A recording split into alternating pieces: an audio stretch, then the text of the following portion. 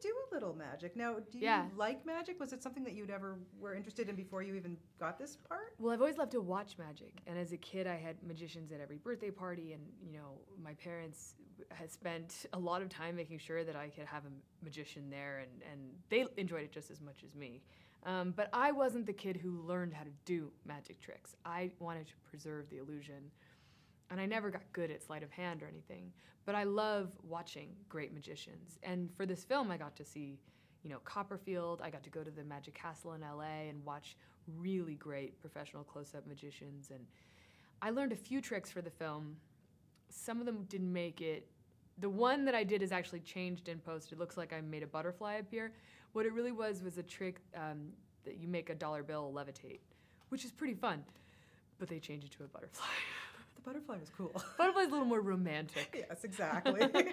It's good. And having somebody like David Copperfield on set, too. I mean, this guy is beyond brilliant what he does, but to be the technical advisor on this movie. And do you know that he's the most successful performer of all time? More people have seen him than anyone else. I just find that incredible. And he does that show every night. I don't understand. I mean, I know he is well compensated, but I am amazed.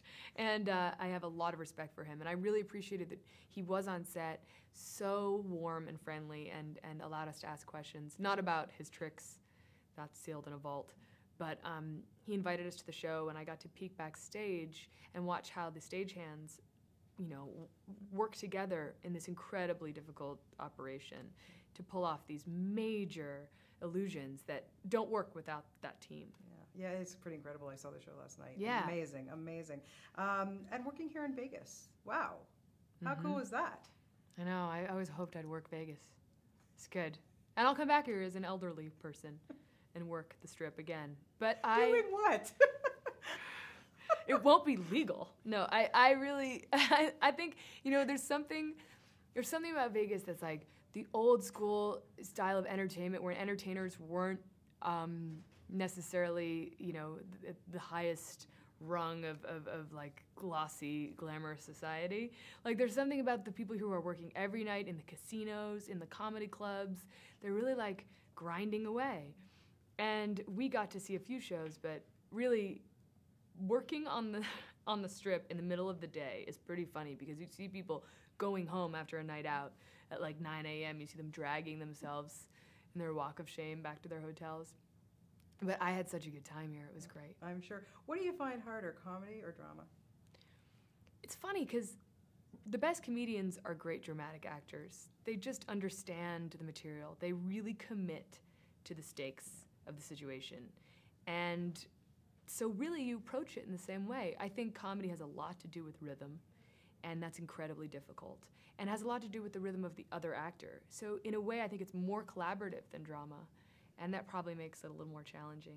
But I hope to do more because I had so much fun learning from these guys. Well, you have a bunch of stuff coming up. So what is it when you get a script now? What is it particularly that you look for and kind of sets you like, okay, I'm going to take that one?